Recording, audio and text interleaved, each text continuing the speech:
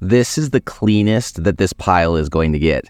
And anybody that's ever had a pile like this knows that it's just going to get worse. So after weeks of looking at various designs for scrap wood carts, this is what I came up with. Simple, highly effective, and best of all, I have all the pieces of material sitting in my scrap wood that I need to make it. Oh yeah, did I forget to mention that I had more scrap wood? I've got lots of scraps of stuff. So I just got to go through it and see what I got.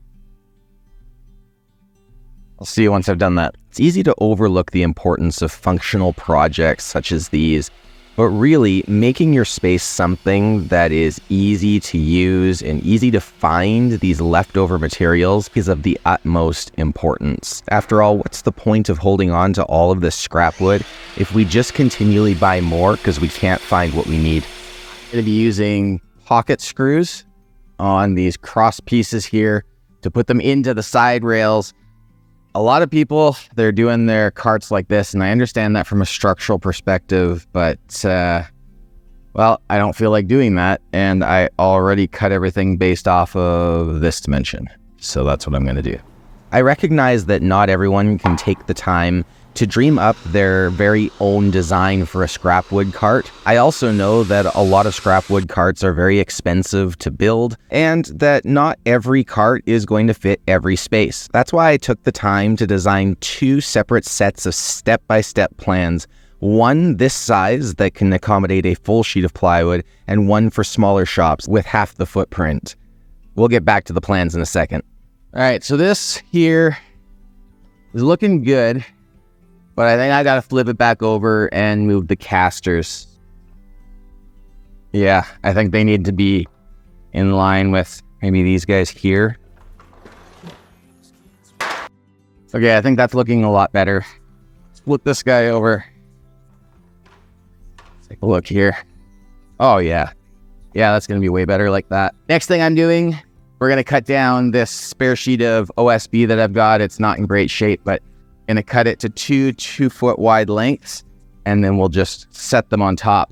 Both of them, screw right through them into the frame, and then we'll be ready for the next step. Now that we've got that all figured out and updated in the plans, let me get back to talking about those. They are available in imperial measurements with metric conversions, and I have to say that they are absolutely beautiful. Not only that, but I've also included my Fusion 360 drawings for both designs for you to model any changes that you're thinking of making to the design. So after the video, don't forget to go down into the description and click the link there to take a look at these plans and all the other plans I have on my website. Every purchase really helps out the channel, and I think it'll help you get a handle on everything going on in your shop. You can see me here using this small Craig pocket hole jig. It's kind of interesting. I have a bigger one, and when you're looking for your first one, you might think that what you want is the big one. But in fact, if you're only going to buy one, you need to buy a smaller one. The reason being, big sheet goods like this simply cannot be put through the larger stationary pocket hole jig. So you need the small one. And then if you have the space, the finances, the need, pick up the bigger one. Let's get back to the build. Here I'm measuring for the angles on my divider pieces, and you'll notice that I'm not using any sort of bevel gauge or angle gauge or anything like that. That's because sometimes the best way to cut an angled piece is actually to measure between 2 points. And that's exactly what I show you how to do in the plans that I talked about earlier. This compartment here is just over 36 inches. This one here is just over 24 inches, just over 18 inches, and just over 12 inches. I figure that should cover most of the cutoffs. Anything bigger than 36 inches probably can stack. Over on the back side here, that's where we're starting out. So I'm pretty happy about that.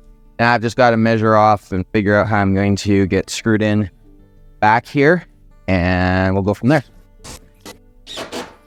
I have clamped this on. I'm debating how I want to do this. It's just shop furniture, but you know, there's a part of me that wants to keep it looking good. That's the reason I didn't use OSB in the front. I'd actually cut some OSB pieces and realize, hey, this is going to be the thing that I'm staring at, and I don't want to stare at that. Trying to decide between finished nails and screws. I think screws are going to be the strongest, so I'll probably end up going screws. So I guess let's go ahead and do that.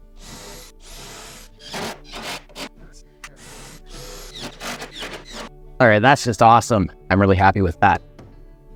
If you've made it this far in the video, I want to say thank you with a big ol' thumbs up down in the comments.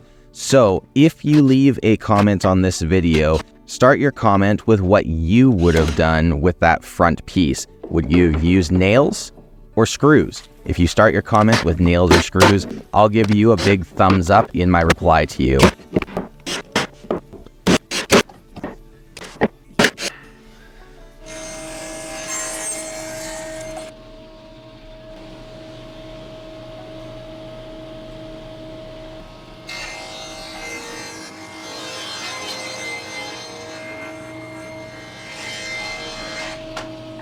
Okay, so what I'm going to do here, now that I've cut all my pieces to support the plywood, I am going to use a finish nailer. I think it's going to be strong enough and fast. I'm going to finish nail the tops, but I think the bottom would be better if I put a strip on the inside and nail that down, then nail into it, something like that.